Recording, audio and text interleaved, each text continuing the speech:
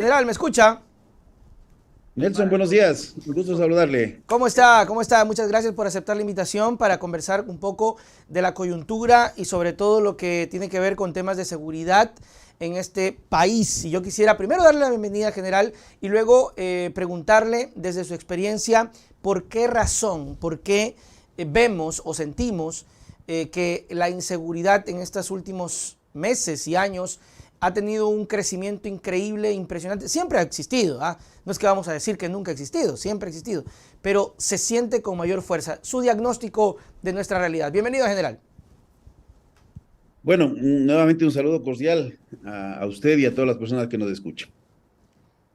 Es preciso analizar no solo la evolución del contexto nacional, sino también analizar los cambios geopolíticos y especialmente este fenómeno de la globalización que ha generado Ya. una serie de dinámicas. Muchos autores denominan que el lado oscuro de la globalización es justamente el crimen organizado Ok. por una serie de posibilidades y alternativas que genera este mundo interconectado, este mundo de incremento exponencial del comercio internacional. Entonces, ha generado nuevos tipos, yo diría, de brechas y debilidades que tienen los estados en su control. Ujú. Pero yo creo que hay que resaltar algo que es fundamental. Ya. Cuando un país pierde esta capacidad de rectoría del sector seguridad, que no solo involucra al trabajo de Fuerzas Armadas y Policía Nacional, porque es tener una visión reducida, Ya. eh, tenemos los resultados justamente de la incapacidad de anticipar y de trabajar de una forma estructural en los problemas que hoy estamos viviendo. Entonces, la Ujú. eliminación del Ministerio Coordinador de Seguridad, que puede parecer trillado, que estamos reclamando acá al pasado, pero esta era una organización que hacía rectoría. Ok. Y la rectoría involucra regulación, planificación, organización, dirección, control, pero evaluación, seguimiento de una serie de políticas que estaban relacionadas con el eje duro de la seguridad, pero también una serie de políticas con una serie de elementos transversales, porque era un ministerio que tenía capacidad de convocatoria. Claro. Esto en el gobierno anterior se sustituye por un gabinete estratégico que no tenía estas prerrogativas ni capacidades, porque inclusive para poder sesionar tenían que estar sus titulares y no había capacidad de seguimiento y de evaluación. Y le digo porque tuve la oportunidad de trabajar en el mismo y de igual forma conocer y vincularme cuando existía el Ministerio Coordinador de la Seguridad. Entonces ahí tenemos un elemento, yo diría, de estructura del Estado que no respondía a las necesidades ni siquiera de ese momento que se elimina por una revancha política, Claro. sino que genera vacíos en una concepción de contexto y una concepción estructural de cómo abordar el tema de la seguridad. Es decir, si hay una corresponsabilidad directa del manejo, al menos de la rectoría, como lo dice general, sobre el tema de la estructura de la organización. Tanto que vimos que incluso Lazo trató de como que de reacomodar otra vez y dividió algunos sectores, algunos ministerios, pero parece que tampoco ha sido muy efectivo el asunto. Pero esto se dio, general, por el tema de presupuesto. Y aquí la pregunta es, ¿estamos cuidando el dinero en sectores tan delicados como la seguridad, la educación, la salud, que la pagamos nosotros al final del camino?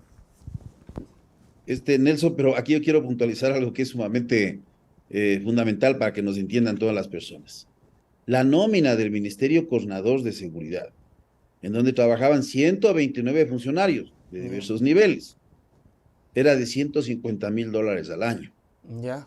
Estamos hablando de una gran cantidad. Claro. Es cierto que el Estado tiene que actuar con eficiencia, pero cuando usted corta la cabeza, deja los brazos, deja las extremidades en forma general, haciendo esta analogía, que no me gusta mucho hacer analogías biológicas, pero se pierde esa capacidad de poder concentrar los esfuerzos en el momento, lugar oportuno, así como desarrollar las capacidades. Claro. Porque cuando no hay control político de las instituciones de seguridad, porque esto es fundamental, esto no es politizar las instituciones ni entrar con discursos que pueden afectar la capacidad de las instituciones. Cuando no hay control político, bueno, cada institución camina por su andarivel. Ujú. Ahora, no solo fue el Ministerio Coordinador de Seguridad, fue el Ministerio del Interior Claro. y el Ministerio de Justicia y Derechos Humanos. Hoy, por Ujú. ejemplo, vemos, como usted lo ha mencionado, bueno, al año 2 meses, el presidente de la República conforma esta Secretaría de Seguridad Pública y del Estado, pero aquí hay que entender, una institución no es un edificio. Y una institución no son nombramientos. Claro. Una institución tiene lo que se llama un capital social. Ese capital social es el conjunto de relaciones que tienen entre diversos funcionarios, tanto funcionarios que están de carrera, con sus nombramientos, como aquellos funcionarios que son de carácter transitorio y que le dan continuidad a la gestión. Ujú. Entonces, esto es lo que se pierde y es difícil restituir pensando que se firma un papel y nuevamente tenemos funcionando toda una institución. Lo propio pasó con el Ministerio del Interior, que cuando se lo vuelve a crear, se lo hace con una visión de Ministerio de Policía. Ya. Es decir, no un ministerio que maneje justamente los conceptos de seguridad ciudadana, de lo que es protección interna y de lo que es orden público. Ujú. Entonces tenemos visiones institucionalizadas de la seguridad. Y por otro lado, el Ministerio de Justicia, que hoy, por ejemplo, si usted revisa las reformas que se ha hecho a la Ley de Seguridad Pública del Estado, que se emitieron en este mes de marzo, ahí se establece, por ejemplo, el Consejo de Política Criminal. Ya. Pero esto ya existía cuando existía el ministerio, que es el que hacía rectoría en ese sector, porque también no nos olvidemos que el problema de las cárceles que comienza a salirse de control, porque ahí están las estadísticas, esto no se trata de discursos nada Claro, más. claro. Cuando comienza a salirse de control es justamente cuando no hay este direccionamiento de carácter político. Entonces, ¿qué es lo que tenemos nosotros?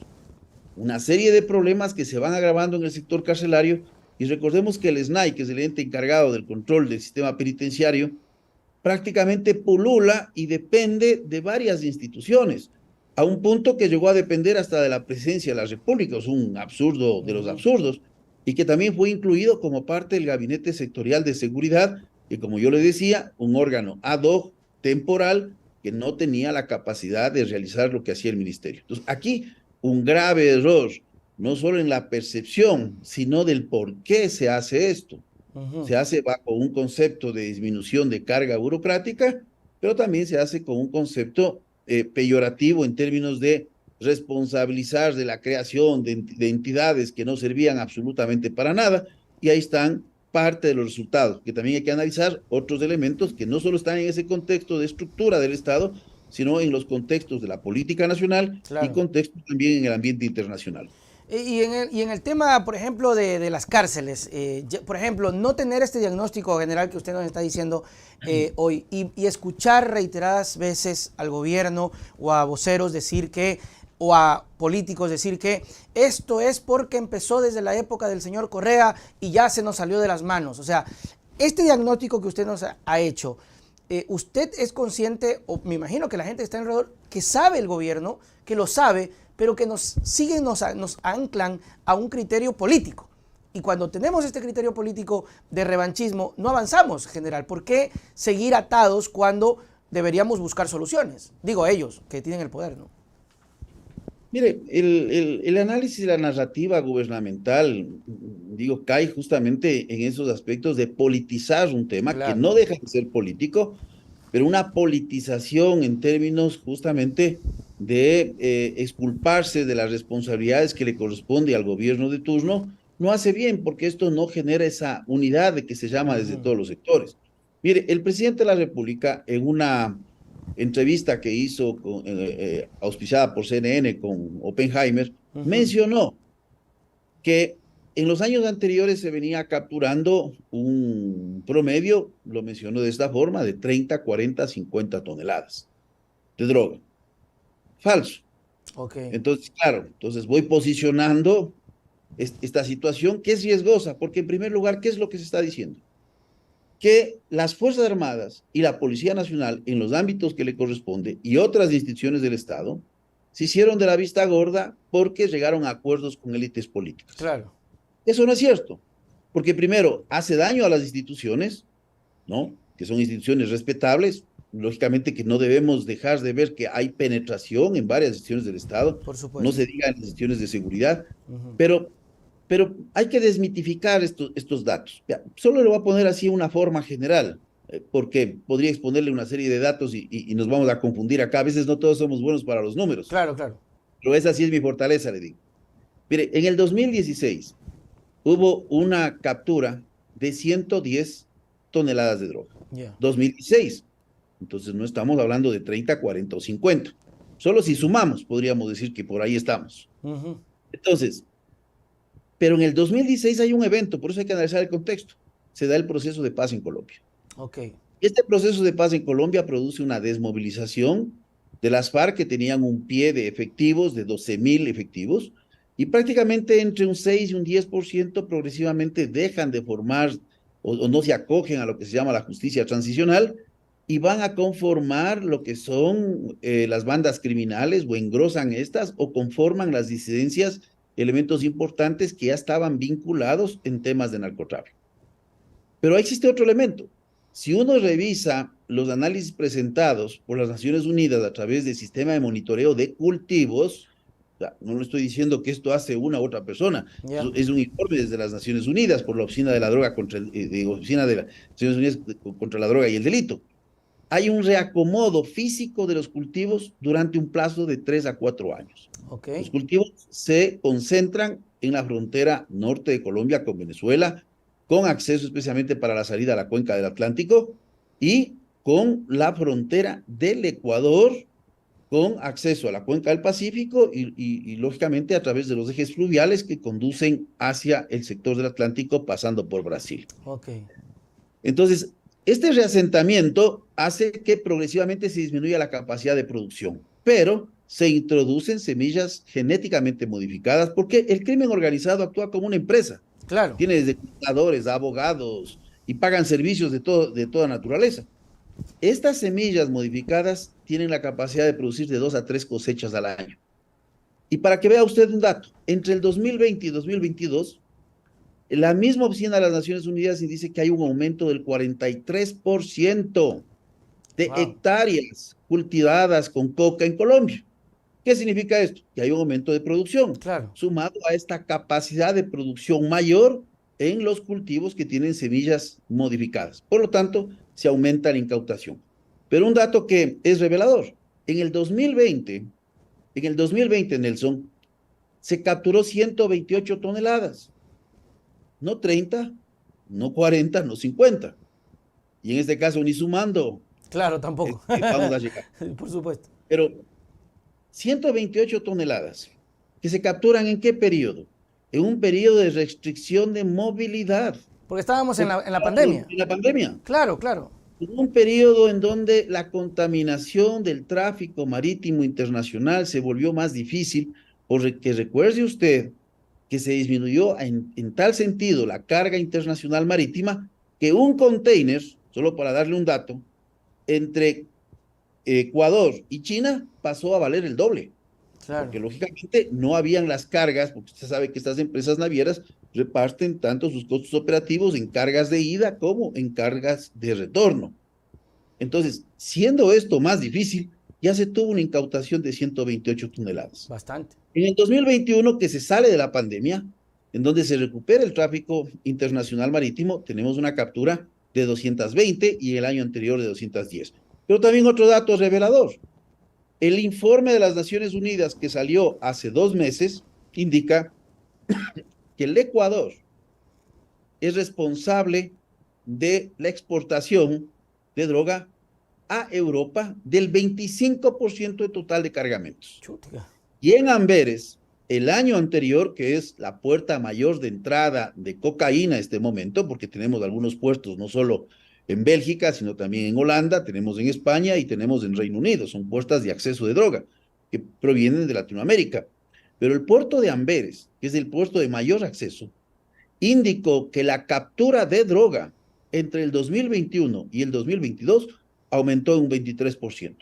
Entonces, utilicemos la lógica del presidente. Claro. Tendríamos que decir que las autoridades del gobierno belga del 2021 actuaron en complicidad con élites políticas porque hemos tenido una incautación en el 2022 de un 23% más que el año anterior. O sea, Ese tipo de narrativas y de claro. lógicas que las propias estadísticas demuestran que no es así, que los hechos, por eso yo le decía, no solo hay que analizar el contexto Claro. nacional, el contexto internacional. Y un dato que yo sí quisiera, para que Por nos favor. escuchen las personas que están viendo, que también va a revelar parte del problema que estamos viviendo. En el 2014, las Naciones Unidas alertó de la posibilidad del crecimiento del microtráfico en toda Latinoamérica. Ok. Pero aquí había 2 motivos. ¿Por qué crece el microtráfico? Uno se preguntara, bueno, ¿qué sentido tiene cuando un producto como la cocaína, en términos de valor de mercado, en forma exponencial, es mucho mayor en los mercados como de los Estados Unidos o mercados europeos? ¿Qué que en sentido nuestro tiene mercado, claro. vender aquí mucho más barato? Pues tiene dos elementos aquí. El uno que alertó la Oficina contra el Delito de las Naciones Unidas es el hecho de disminuir el envío de flujos de dinero por el pago de servicios locales. Ok. Recuerde que nosotros éramos famosos por el encalentamiento, Ujú. también por distribución, pero hoy somos un hub internacional. Ese es Ecuador más en el mundo, un hub internacional de distribución de droga. Entonces, con esto usted, en vez de mandar dinero, usted paga con droga. Claro, y aquí venden. Pagar con droga, esta droga tiene que ser monetizada. Y ahí viene el segundo efecto que señalaba las Naciones Unidas. ¿Cuál era la otra finalidad? Generar un nuevo problema, una nueva dinámica, porque esto exige mayor atención también de las autoridades en términos de estas disputas de territorio que las bandas locales que cobran por estos servicios tienen que monetizar en el mercado nacional. Es decir, Entonces, general, podríamos sí, pensar, desde lo que nos claro, está comentando, y es interesante, de que todo esto viene estructurado incluso desde el punto de vista que, ok, vayan, consuman, que el gobierno se siga distrayendo y el envío de la droga seguirá. Esto desmonta también, Luis, el tema de que porque la lucha se ha hecho tan fuerte es que están secuestrándonos y matándonos. Porque eso decía Ordóñez y lo decía Lazo y lo vienen repitiendo, que lamentablemente hoy hay secuestros, vacunas y todo porque el país le ha quitado la droga al crimen organizado. ¿A quién le está quitando la droga? ¿Al supercrimen o a los que están vendiendo, como usted decía, general, a los que se están pagando con droga, ¿no? bueno, aquí tenemos dos problemas. Entonces, este otro efecto es hacer que las fuerzas de seguridad sean sobrepasadas, porque ya tenemos dos problemas. Uh-huh. El problema que es relacionado con el tráfico de drogas internacional, que es en cantidades y volúmenes importantes, Uh-huh. y el otro que está relacionada con el microtráfico. Entonces, mire, aquí solo estos hechos que le he mencionado, porque ¿cuál es el problema real del país si nosotros queremos ver juntando todos estos elementos? Es un problema de débil institucionalidad, Ya. porque si al sur de Colombia, porque en algún momento quienes ejercen hoy funciones de carácter público en el sector de seguridad decía, bueno, si es que Colombia no estuviese al norte, el Ecuador sería una isla de paz. Esa Ya. es justamente una de las visiones más reducidas, porque otro de los problemas que tenemos en el país son una serie de causas estructurales que son atractivas al delito. Ahora, no podemos desconocer que el narcotráfico genera estas espirales de violencia incontenibles, pero si al sur de Colombia no estuviese Ecuador, y estuviese Suecia, Finlandia, países que tienen fuerte institucionalidad y otro tipo de políticas y forma de abordaje del problema de las drogas, bueno, con toda seguridad no tendríamos estos niveles de violencia. Uh-huh. Entonces, es un problema del país. Así Ahora, es. esto no se combate de forma individual. La Uh-huh. cooperación internacional es sumamente importante. Pero visiones exclusivamente seguritistas, visiones de militarización de la seguridad ciudadana, con este tipo de improvisaciones, porque yo le diría en forma general, y no a manera de broma, porque es un tema serio, ¿no? Claro. Yo creo que no debió haberse llamado el gobierno del encuentro, sino el gobierno de la improvisación, Claro. porque Parece que todo lo solo hacen en la así. política de seguridad usted puede ver una serie de hechos que se han venido produciendo. Primero, anuncio de un incremento de policías de la noche a la mañana cuando se establece el Ministerio del Interior, sin mediar un análisis de conceptos de eficiencia, de equilibrio, en una visión muy parcializada y obedeciendo a lógicas institucionales. Un mandatario, cuando es un estadista, un mandatario lo que busca es generar el máximo cambio con el mínimo sufrimiento, no el mínimo sufrimiento, digamos, el mínimo cambio con el máximo sufrimiento, Claro. es lo que estamos viendo en la actualidad. Entonces, un incremento de guías penitenciarios de igual forma, sin construir institucionalidad, porque cuando usted forma policías de forma masiva, sin tener el presupuesto para su empleo, para su equipamiento, y lo que conllevan los gastos fiscales a futuro, porque usted no puede dejar de pagar salarios como dejan de pagar otros proyectos. Así es. Son 600 millones de dólares en salarios adicionales. No es poca cosa. Entonces, incrementan, por ejemplo, guías penitenciarios. ¿Cuál es el problema mayor que se analiza en la Secretaría de Seguridad Pública en el Estado en la actualidad? El problema de los guías penitenciarios, Claro. ausentismo, alcoholismo, violencia intrafamiliar, corrupción, porque usted tenía otras alternativas para fortalecer esa cantidad del cuerpo de vigilancia y seguridad penitenciario. Cuando se hace anuncios que no es necesario un radar, sino ahora con un iPad y una conexión satelital, bueno, reemplazando a todo un sistema de vigilancia y alerta temprana, es no solo mostrar desconocimiento, sino, yo digo, muy irresponsable. Claro. Una serie de estados de excepción sin objetivos claros, sumados por ejemplo, estos hechos que se acusaron de financiamiento del narcotráfico al También. movimiento indígena, sin haber procesado ninguna causa. Es decir, tenemos o sea, tenemos la potestad, porque estamos en el gobierno, de decir cualquier cosa y no Claro. hacernos responsables de lo que decimos. Y El porte también, regulado de armas, incapacidad de planificación, perdón, incapacidad de gestión de recursos, una terrible. cantidad de cosas, Nelson. Y también podríamos creer incluso en algún punto, como lo decía General sobre el tema del radar, que fue muy mediático, podríamos creer incluso que hay hasta complicidad, porque nunca se encontró el culpable, se dijo que había sido un atentado, después que no, y ya no hay la reparación, y por último lo sacaron, y ahora solamente el iPad, el dron, es un tema muy raro. Una pregunta dice por acá un usuario que es una consulta que realmente a veces también nos hacemos nosotros. ¿Qué hacen con lo incautado, general?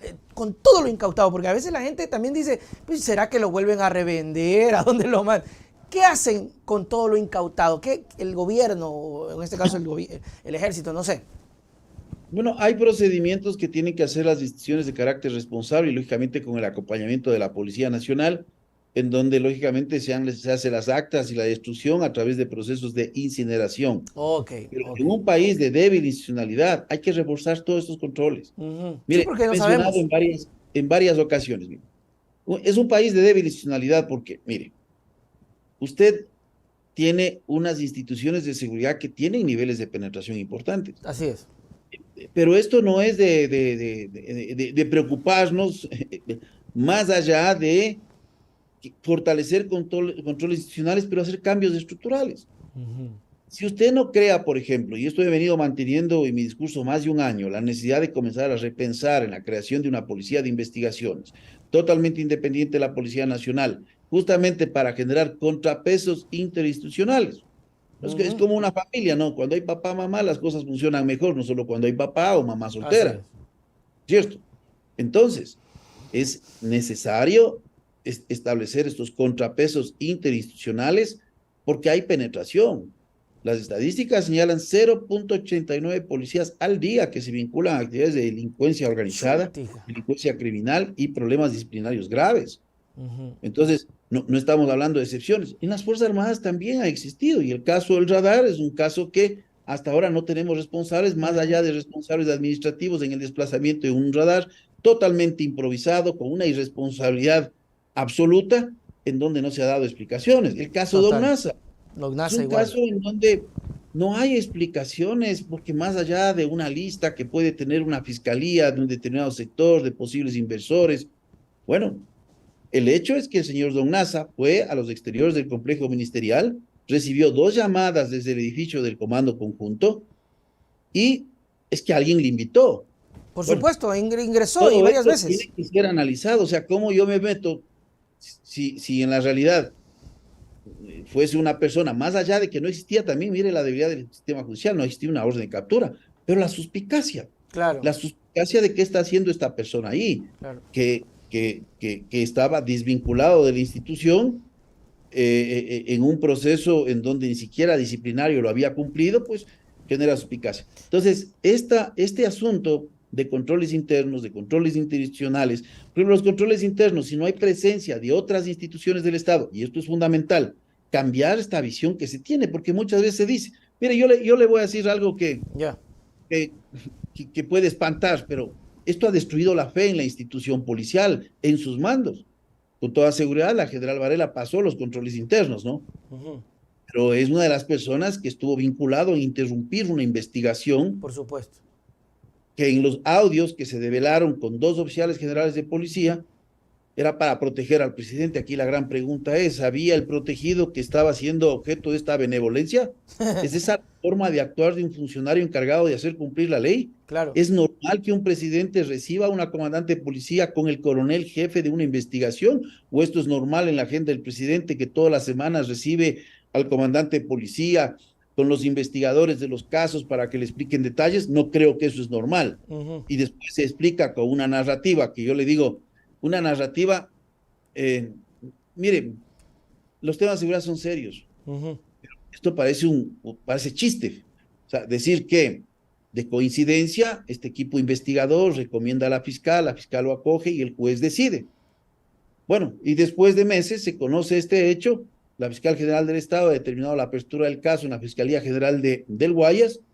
¿Y qué es lo que tenemos? ¿Por qué se reabre el caso? Porque hay nuevos elementos de convicción. No hay ningún elemento de convicción. El único elemento de convicción es que usted colocó algo bajo la alfombra, y normalmente bajo la alfombra se coloca la basura, para aquellos que no saben sacar la basura de la casa, para ocultar de la vista de las instituciones responsables justamente de judicializar este caso.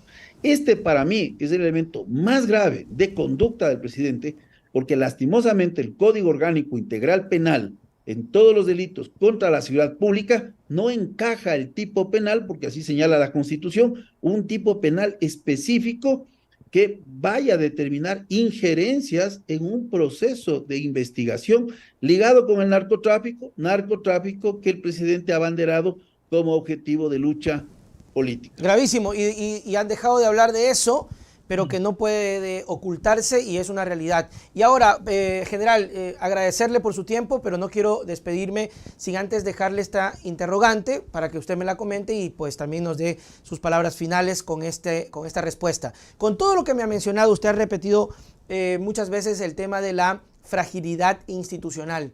General, esa fragilidad o esa inestabilidad es por parte precisamente de un gobierno que no logra establecer fortalezas y liderazgos y que hoy casualmente se define su futuro en la Asamblea Nacional. ¿Qué opinión le merece el juicio a Lasso? ¿Debería ser cesado? Y con esa respuesta también nos despedimos. General. Bueno, hay que entender que el juicio político es un juicio de oportunidad. No, este no es un juicio de carácter penal. Más allá de la poca credibilidad y el nivel de respaldo popular que tiene el presidente de la República, este no es la causal para que un presidente salga. O sea, si es por popularidad, bueno, el señor Lenín Moreno tenía que haber salido mucho antes que termine su mandato. Okay. Pero aquí hay una serie de elementos que sí son preocupantes. El mismo caso León de Troya, para mi modo de ver, debió haber sido uno de los elementos fundamentales en el planteamiento del juicio político. Ahora, hay otros elementos. No se olvide usted que el señor Danilo Carrera, cuñado del presidente, generó, cuando ya se develó todo este tipo de situaciones, la renuncia de 2 ministros de Estado que prácticamente aceptaron tácitamente que sus cargos fueron gestionados a través del cuñado del presidente. ¿Y quién era el amigo del señor presidente? Una persona que estaba vinculado con una mafia internacional. Y usted sabe que en el desarrollo del crimen organizado se pasa por etapas. Esa es la etapa que se conoce como simbiosis, en donde tenemos estas mafias articuladas dentro del Estado, digamos, con complicidad consciente o inconsciente, pero que lo que hace es debilitar justamente el rol que tiene el Estado. Yo creo que el presidente debe dar un paso al costado.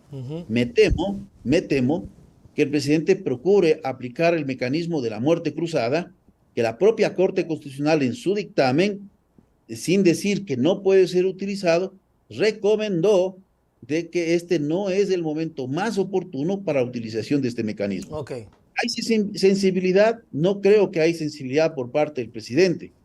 Yo creo que la salida del presidente no es que va a resolver los problemas del país. Por supuesto. Que va a bajar las aguas políticas. Por supuesto, estamos de acuerdo. Nos va a devolver a un camino en donde inclusive los niveles de exigencia y cansancio de la gente frente a esta incertidumbre que vivimos van a disminuir y se generarán nuevos plazos, justamente aumentando condiciones de gobernabilidad. Así es. General, muchísimas gracias. Ha sido una charla muy bonita. Espero tenerlo en otra ocasión para seguir analizando el tema del país en su coyuntura. Chao, chao, general.